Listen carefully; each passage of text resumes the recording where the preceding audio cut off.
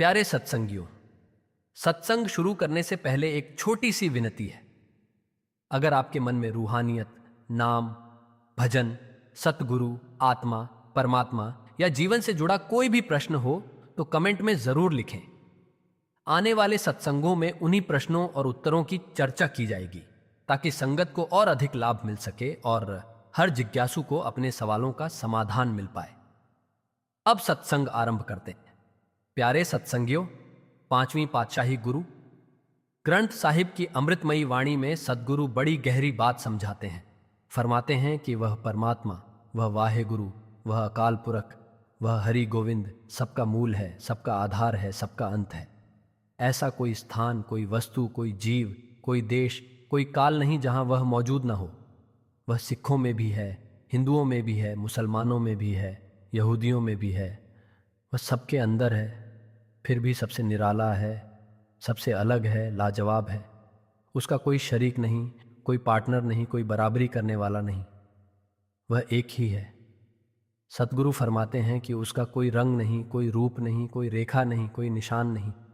हिंदुओं में 4 वर्ण बताए गए, ब्राह्मण, क्षत्रिय, वैश्य और शूद्र, मगर वह किसी वर्ण में नहीं आता।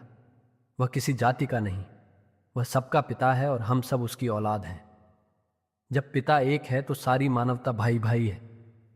ये रिश्ता कभी टूटने वाला नहीं।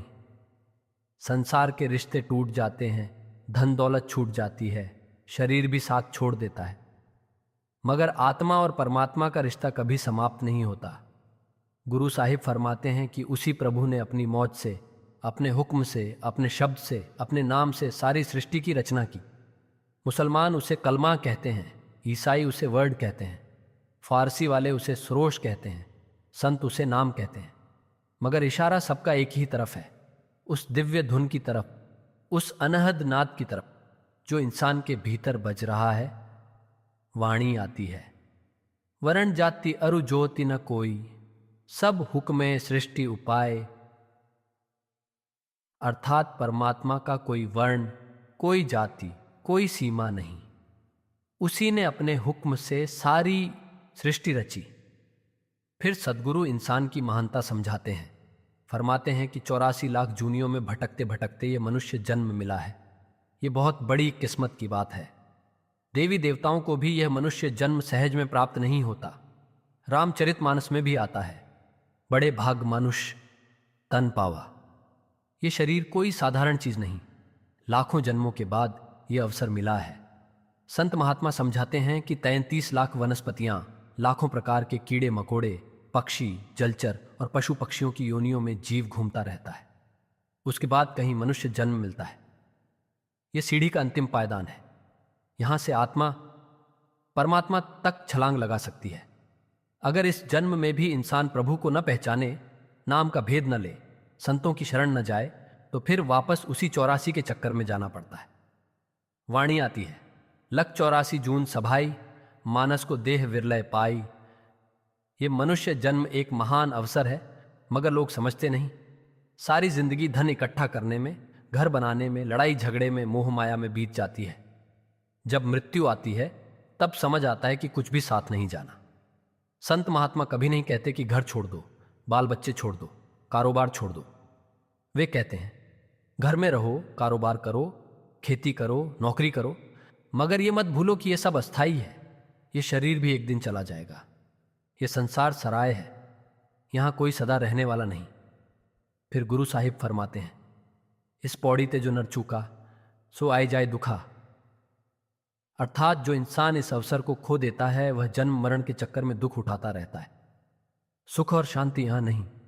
यहां जो सुख दिखाई देता है वह क्षणिक है, असली शांति प्रभु में है। इंसान कहता है मेरा घर, मेरा धन, मेरी औलाद, मगर मौत के समय कुछ भी साथ नहीं जाता। बड़े बड़े राजा, बादशाह, अमीर, सेनापति सब रोते हुए गए, कोई मुस्कुराते हुए नहीं गया। जब इंसान मरता है तब उसकी पूरी जिंदगी उसके सामने आती है। तब वह सोचता है मैंने क्या कमाया? मिट्टी, रेत, पत्थर, धन दौलत, मगर प्रभु का नाम नहीं कमाया। संत महात्मा हमसे कुछ नहीं लेते, वे हमसे धन नहीं मांगते। वे कहते हैं प्यारे, तेरे अंदर ही साहिब बैठा है, उसी को पहचान। उसका रास्ता भी तेरे अंदर है। असल समस्या क्या है? सद्गुरु कहते हैं, इंसान मनमुख है, मन के पीछे भाग रहा है। कोई गाली दे दे तो मन बदला लेना चाहता है, कोई अमीर दिखाई दे तो जलन शुरू हो जाती है। चुगली, निंदा, क्रोध, काम, लोभ, ये सब मन के खेल हैं। फिर सद्गुरु फरमाते हैं, गुरुमुख बनो। गुरुमुख कैसे बनता है? गुरुमुखों की संगत से। जैसे शराबी की संगत में जाने वाला शराबी बन जाता है, वैसे ही संतों की संगत में बैठने वाला धीरे धीरे गुरुमुख बन जाता है। यह परिवर्तन एकदम नहीं आता, आहिस्ता आहिस्ता आता है। जब संत नाम की बख्शिश करते हैं और इंसान मेहनत करता है, कमाई करता है, तब धीरे धीरे उसका मन बदलता है। जीवन का उद्देश्य केवल खाना पीना, धन कमाना और परिवार बढ़ाना नहीं, ये सब तो पशु भी करते हैं। इंसान का असली उद्देश्य परमात्मा को पाना है। संत महात्मा कहते हैं, प्यारे सोचो, परमात्मा के हजारों नाम हैं, राम, रहीम, गोविंद, अल्लाह, वाहेगुरु। मगर केवल नाम लेने से काम नहीं बनेगा, उसके पास जाना होगा, उसका अनुभव करना होगा। और यह तरीका संत बताते हैं। वाणी आती है, जिस आप बुलाए सोई बूझे। जब तक परमात्मा दया न करे, इंसान उसके रास्ते पर नहीं चलता। जैसे कोई व्यक्ति अपनी इच्छा के बिना किसी को घर में नहीं आने देता, वैसे ही परमात्मा की मर्जी के बिना कोई उसके दरबार तक नहीं पहुंच सकता। इब्राहिम बिन अदहम बल्ख बुखारा का बादशाह था। महलों में रहता था, मगर दिल बेचैन था। एक रात महल की छत पर ऊंट के चलने की आवाज आई। उसने पूछा, कौन है? जवाब आया, मैं अपना ऊंट ढूंढ रहा हूं। बादशाह हंसा, अरे मूर्ख, महल की छत पर ऊंट कहां मिलता है? आवाज आई, और ऐ बादशाह, महलों में बैठकर भगवान कहां मिलता है?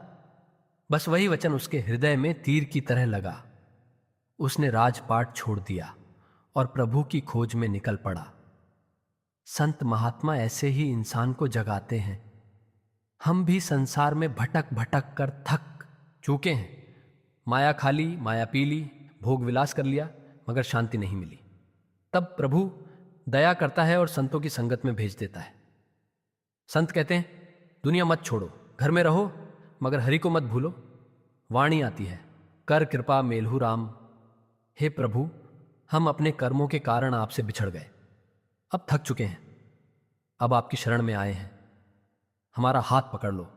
जब इंसान सचमुच संसार से थक जाता है, तब प्रभु कहता है, आ जा मेरी गोद में। रूमी अपने मुर्शिद के लिए कहते हैं, एक नज़र से मिट्टी को सोना बनाने वाले, एक नज़र इस गरीब पर भी डाल दे। यही संतों की दया है, वे पत्थर को पारस बना देते हैं। फिर सद्गुरु समझाते हैं कि यह संसार सुख दुख का मिश्रण है। यहां 4 दिन सुख हैं तो 4 दिन दुख हैं। अखबार उठाकर देखो, अस्पतालों में देखो, हर तरफ दुख ही दुख है। कोई धन के कारण दुखी है, कोई बीमारी से, कोई अपमान से, कोई बेरोजगारी से। अमेरिका की बड़ी बड़ी मशहूर हस्तियां, अभिनेता और कलाकार भी आत्महत्या कर लेते हैं। अगर धन और शोहरत में सुख होता तो वे ऐसा क्यों करते? असल सुख इंसान के भीतर है, और भीतर जाने का रास्ता संत बताते हैं। वाणी आती है, से उबरे जो सतगुर शरणाइया। केवल वही इंसान भवसागर से पार होगा जो सतगुरु की शरण में जाएगा। वह सतगुरु किसी भी धर्म में हो सकता है। जैसे स्कूल में हम ये नहीं देखते कि शिक्षक किस धर्म का है, हम ये देखते हैं कि वह हमें पढ़ा सकता है या नहीं। वैसे ही संत वह है जो हमें परमात्मा तक पहुंचा दे। संत कहते हैं, प्यारे दिशा बदलो, अभी तक दुनिया की तरफ भागते रहे, अब परमात्मा की तरफ मुड़ो। फिर गुरु साहिब 3 गुणों की बात करते हैं, रजोगुण, तमोगुण और सतोगुण। इंसान इन तीनों में फंसा हुआ है, मगर गुरुमुख इनसे ऊपर उठ जाता है। भगवत गीता में भी श्री कृष्ण अर्जुन से कहते हैं कि तीनों गुणों से ऊपर उठो। फिर गुरु साहिब कर्मकांड की चर्चा करते हैं। लोग समझते हैं कि केवल पूजा पाठ, तीर्थ, दान, यज्ञ से मुक्ति हो जाएगी। सतगुरु इन कर्मों की निंदा नहीं करते, मगर कहते हैं कि इनसे केवल थोड़ा फल मिलता है। परमात्मा की प्राप्ति भीतर है। वाणी आती है, कर्मी आवे कपड़ा, नदरी मोक्ष द्वार। कर्मों से शरीर मिलता है, मगर मोक्ष का द्वार केवल उसकी दया से खुलता है, और वह दया संतों के माध्यम से मिलती है। महाराष्ट्र के महान संत नामदेव कहते हैं, काया तो पंडरी, आत्मा तो विट्ठल, नाथ तो केवल पांडुरंग। ये शरीर ही पंढरपुर है, आत्मा ही विट्ठल है। भीतर जो अनहद नाद बज रहा है वही पांडुरंग है। बाइबल में आता है, in the beginning was the word. मुसलमान उसे कलमा कहते हैं, संत उसे शब्द कहते हैं, मगर सब उसी दिव्य धुन की ओर इशारा करते हैं। तुलसी साहिब कहते हैं, आ रही बिरह की सदा तेरे सुनने के लिए। भीतर से प्रभु की आवाज लगातार बुला रही है, ऐ मेरे प्यारे मेरी तरफ आ। तू लाखों जन्मों से दुखी है मगर हम सुनते नहीं। क्यों? क्योंकि पापों और माया की मोम हमारे कानों में भरी हुई है। तब संत कहते हैं, गुरमुख जपिए लाए ध्याना। गुरमुख की शरण में जाओ, वह नाम का भेद देगा।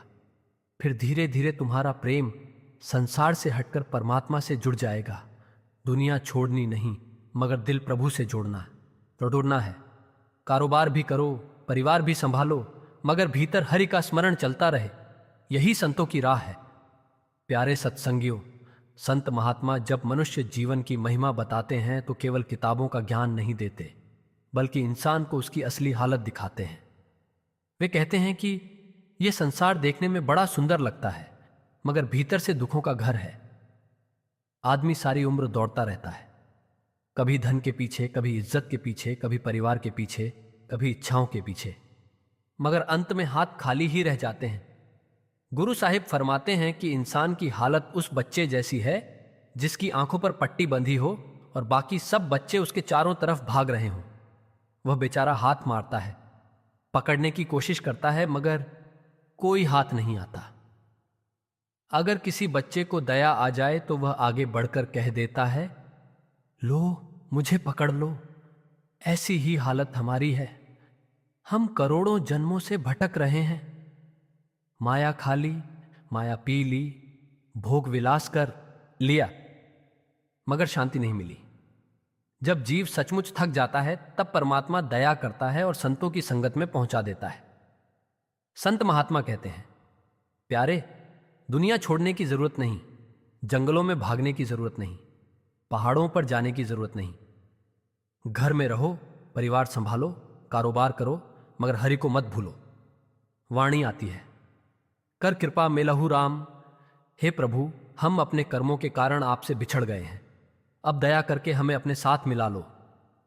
संत समझाते हैं कि जीव हजारों जन्मों से प्रभु को बाहर खोज रहा है, कभी मंदिरों में, कभी मस्जिदों में, कभी तीर्थों में, कभी जंगलों में, मगर जिसको खोज रहा है वह उसके अपने भीतर बैठा है।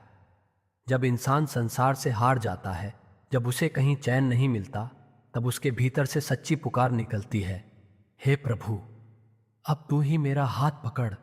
और जब यह पुकार सच्चे दिल से निकलती है तब दया होती है, तब सद्गुरु मिलते हैं। रूमी अपने मुर्शिद की महिमा करते हुए कहते हैं, एक नज़र से मिट्टी को सोना बनाने वाले एक नज़र इस गरीब पर भी डाल दे।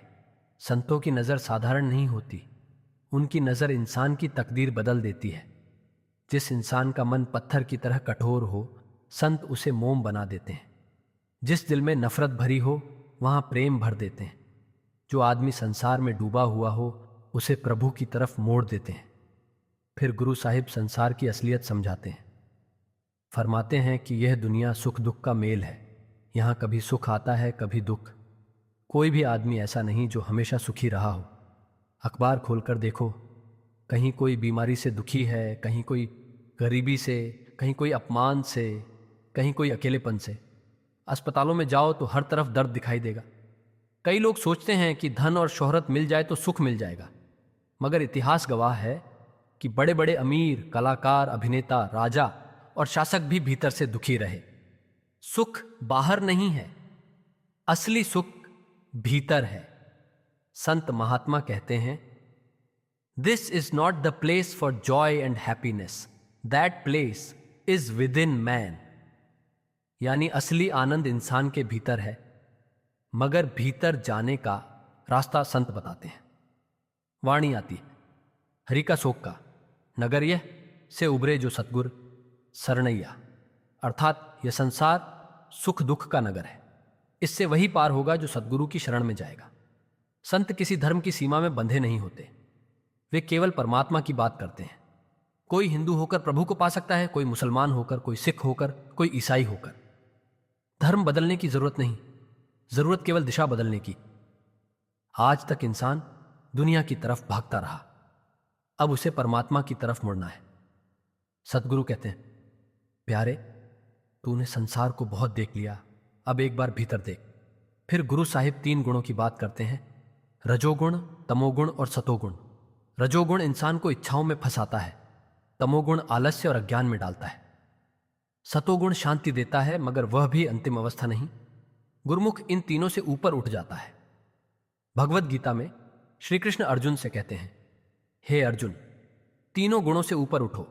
गुरुमुख कौन है? गुरुमुख वह है जिसका मुख गुरु की तरफ हो, जिसका मन संसार में कम और परमात्मा में अधिक लगने लगे। मनमुख कौन है? मनमुख वह जो मन के पीछे भागता रहे। मन कभी संतुष्ट नहीं होता। आज धन चाहिए, कल और धन चाहिए। आज इज्जत चाहिए, कल और इज्जत चाहिए। इसकी आग कभी नहीं बुझती। संत महात्मा कहते हैं, मन को हराने की ताकत केवल नाम में है। जब इंसान नाम की कमाई करता है तो धीरे धीरे उसका मन शांत होने लगता है, भीतर प्रेम जागने लगता है। फिर गुरु साहिब कर्मकांड की चर्चा करते हैं। लोग समझते हैं कि केवल पूजा पाठ, तीर्थ, व्रत, दान, यज्ञ से मुक्ति हो जाएगी। संत इन सबकी निंदा नहीं करते। वे कहते हैं कि इनका भी फल है, मगर सीमित फल है। असल चीज है परमात्मा का अनुभव। वाणी आती है, कर्मी आवय कपड़ा, नदरी मोक्ष द्वार। कर्मों से शरीर मिलता है, मगर मोक्ष केवल उसकी दया से मिलता है। इंसान कितने भी कर्म कर ले, जब तक दया नहीं होती तब तक भीतर का द्वार नहीं खुलता। और दया कैसे होती है? संतों की संगत से। महाराष्ट्र के संत नामदेव फरमाते हैं, काया तो पंढरी, आत्मा तो विट्ठल। यह शरीर ही मंदिर है, परमात्मा बाहर नहीं भीतर है। बाइबल में भी आता है, in the beginning was the word. मुसलमान उसे कलमा कहते हैं, सूफी उसे सरोश कहते हैं, संत उसे शब्द कहते हैं, मगर सबका इशारा एक ही तरफ है, भीतर बजने वाले उस अनहद नाद की तरफ। तुलसी साहिब कहते हैं कि भीतर से लगातार पुकार आ रही है। प्रभु जीव को बुला रहा है, मगर जीव सुन नहीं रहा। क्यों नहीं सुनता? रूमी कहते हैं, इंसान के कानों में पापों और माया की मोम भरी हुई है, इसलिए उसे वह आवाज सुनाई नहीं देती। संत महात्मा समझाते हैं कि कलयुग में केवल बाहरी कीर्तन काफी नहीं, सच्चा कीर्तन भीतर होता है। वाणी आती है, गुरुमुख जपिए लाए ध्याना। गुरुमुख की शरण में जाओ, वह तुम्हें नाम का भेद देगा। फिर ध्यान और भजन के द्वारा भीतर का नाद प्रकट होगा। उसके बाद इंसान की जिंदगी बदल जाती है। वह संसार में रहता है, मगर संसार उसके भीतर नहीं रहता। वह कारोबार भी करता है, परिवार भी संभालता है, मगर उसका असली प्रेम प्रभु से हो जाता है। जैसे कमल का फूल पानी में रहता है, मगर पानी उससे चिपकता नहीं, वैसे ही गुरुमुख संसार में रहते हुए भी संसार से ऊपर हो जाता है। संत महात्मा बार बार यही समझाते हैं कि मोह सबसे बड़ा बंधन है। मोह केवल धन का नहीं होता, मोह शरीर का भी होता है, रिश्तों का भी होता है, नाम और शोहरत का भी होता है। जब तक मोह है तब तक मन भटकता रहेगा, और जब मन भटकेगा तो शांति नहीं मिलेगी। फिर गुरु साहिब फरमाते हैं, प्यारे, यह जीवन बार बार नहीं मिलता। यह अवसर बहुत कठिनाई से मिला है, इसे केवल खाने पीने और सोने में मत खंवा। आज आदमी सुबह से शाम तक केवल शरीर के लिए मेहनत करता है, मगर आत्मा के लिए क्या करता है? शरीर तो एक दिन मिट्टी में मिल जाएगा, आत्मा ही असली है। संत महात्मा कहते हैं, इंसान अपने शरीर को सजाने में लगा है, मगर आत्मा भूखी है। भीतर प्रेम नहीं, शांति नहीं, नाम नहीं। इसीलिए बाहर सब कुछ होते हुए भी आदमी बेचैन है। बड़े बड़े महलों में रहने वाले भी रात को नींद की गोलियां खाकर सोते हैं। क्यों? क्योंकि भीतर शांति नहीं। शांति केवल प्रभु के नाम में है। जब जीव नाम की कमाई करता है तो धीरे धीरे भीतर प्रकाश होता है, मन शांत होने लगता है, क्रोध कम होता है, नफरत मिटती है, दूसरों के लिए प्रेम जागता है। फिर इंसान को समझ आता है कि असली खुशी लेने में नहीं, देने में है। संतों की राह प्रेम की राह है। वे किसी से बैर नहीं सिखाते। वे कहते हैं, सब में उसी प्रभु को देखो। जब सब में वही बैठा है तो नफरत किससे? फिर इंसान का हृदय बदल जाता है। पहले जो केवल अपने बारे में सोचता था, अब दूसरों के दुख को भी महसूस करने लगता है। यही संतों की संगत का असर है।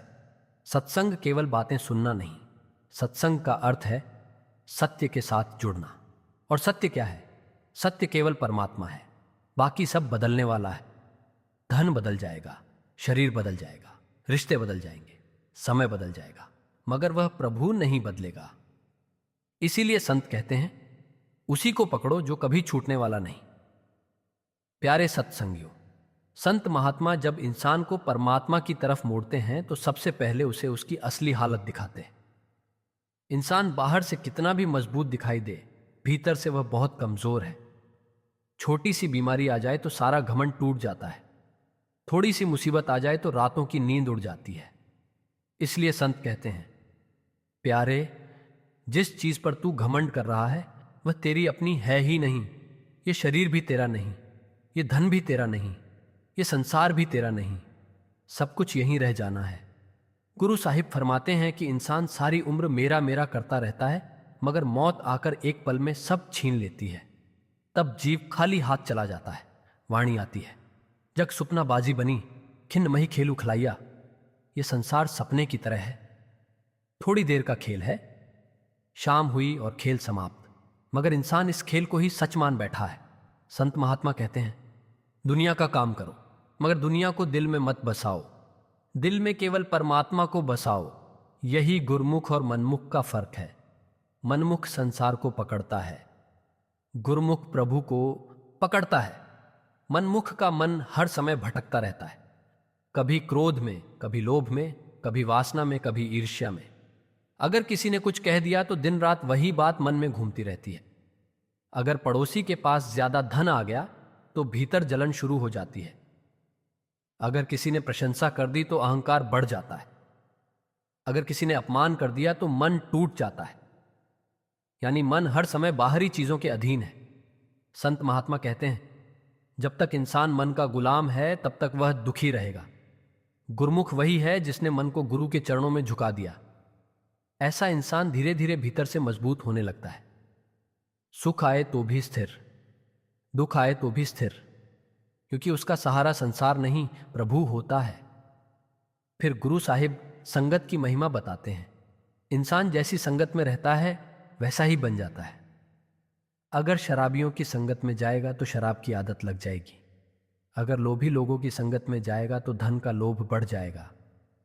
अगर संतों की संगत में जाएगा तो भीतर भक्ति जागेगी। सत्संग का असर धीरे धीरे होता है।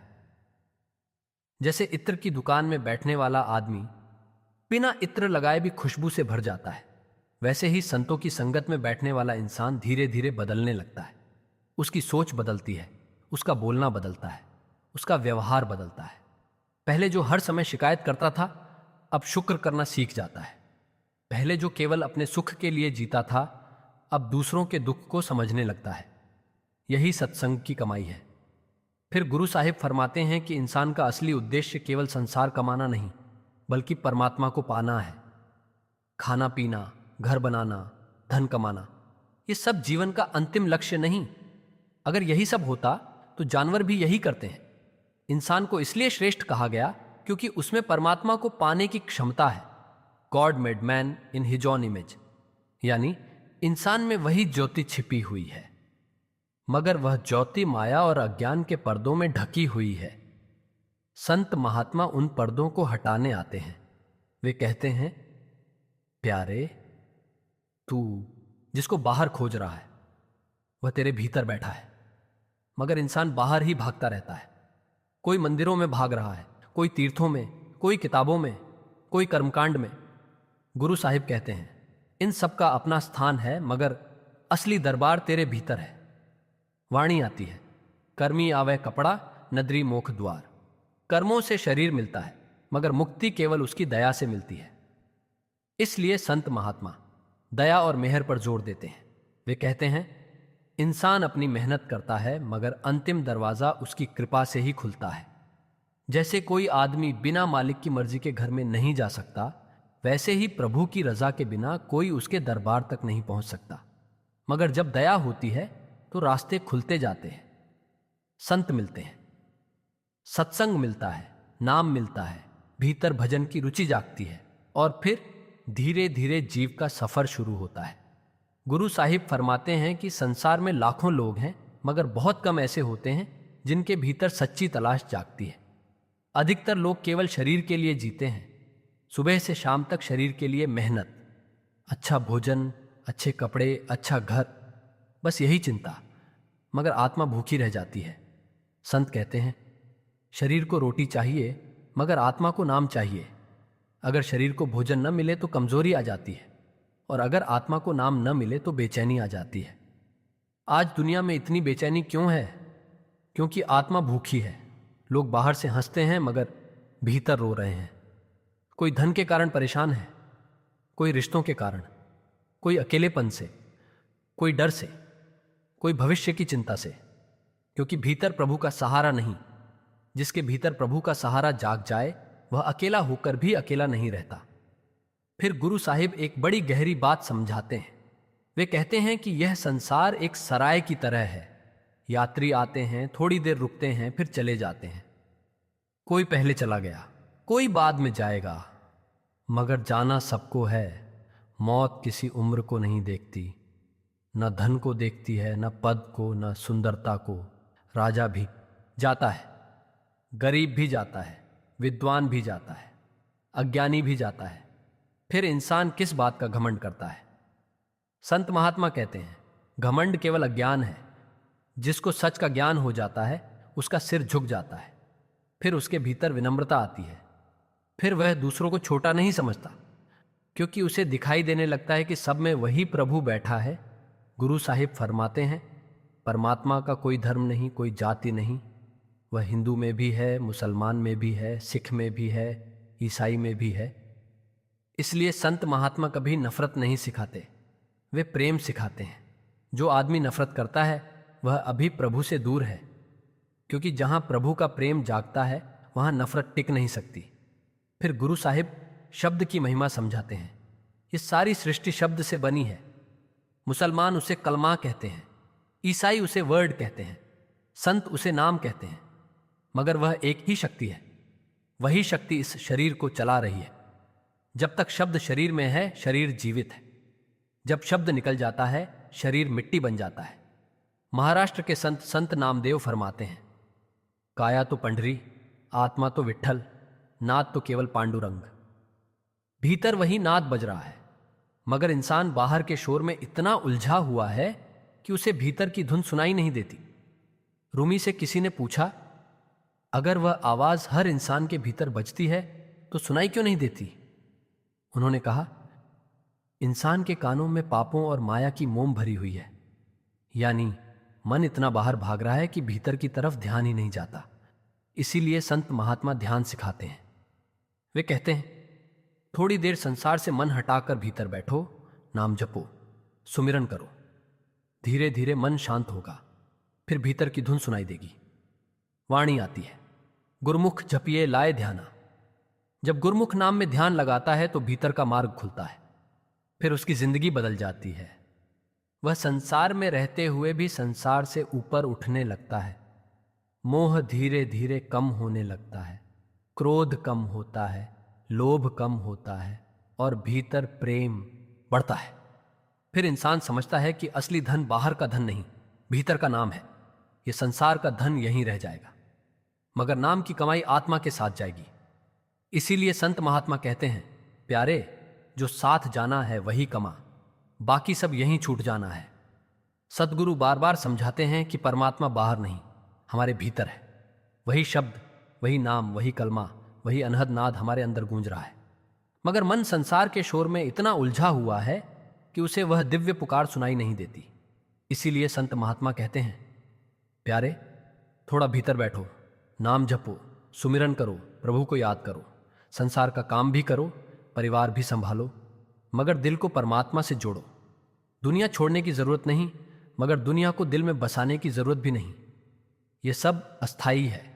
धन, दौलत, शरीर, रिश्ते सब यहीं रह जाने हैं।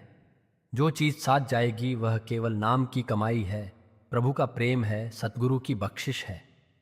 वाणी आती है, कर्मी आवे कपड़ा, नदरी मोख द्वार। कर्मों से जन्म मिलता है, मगर मोक्ष का द्वार उसकी दया से खुलता है, और वह दया संतों की संगत से मिलती है। इसलिए संत महात्मा कहते हैं, गुरुमुखों की संगत करो। जैसे संगत होगी वैसा रंग चढ़ेगा। धीरे धीरे मन शांत होगा, मोह कम होगा, प्रेम जागेगा और जीव का रुख संसार से हटकर परमात्मा की तरफ हो जाएगा। संत नामदेव ने कहा, काया तो पंडरी, आत्मा तो विठल, यानी यह शरीर ही मंदिर है और आत्मा में ही प्रभु बैठा है। रूमी ने कहा कि एक नज़र से मिट्टी को सोना बनाया जा सकता है। संतों की दया भी ऐसी ही होती है। वे पत्थर दिल इंसान को प्रेम से भर देते हैं। संतों का संदेश हमेशा एक ही रहा, सब में उसी परमात्मा को देखो, नफरत छोड़ो, प्रेम अपनाओ, किसी धर्म, जाति या बाहरी भेद में मत उलझो। परमात्मा एक है और हम सब उसी की संतान हैं। जब इंसान सच्चे दिल से पुकारता है, हे प्रभु मैं थक गया हूं, अब मेरा हाथ पकड़ लो, तब दया होती है, तब सद्गुरु मिलते हैं, तब भीतर का मार्ग खुलता है। अंत में यही अरदास है, कर कृपा मेलहु राम। हे प्रभु दया करो, हमें अपने चरणों से जोड़ लो, हमारे मन को संसार से हटाकर अपने नाम में लगा दो, हमारे भीतर प्रेम, नम्रता और भक्ति जागृत कर दो। यही मनुष्य जीवन का असली उद्देश्य है, यही संतों की शिक्षा है, यही सच्ची कमाई है। सतगुरु सब पर मेहर करें,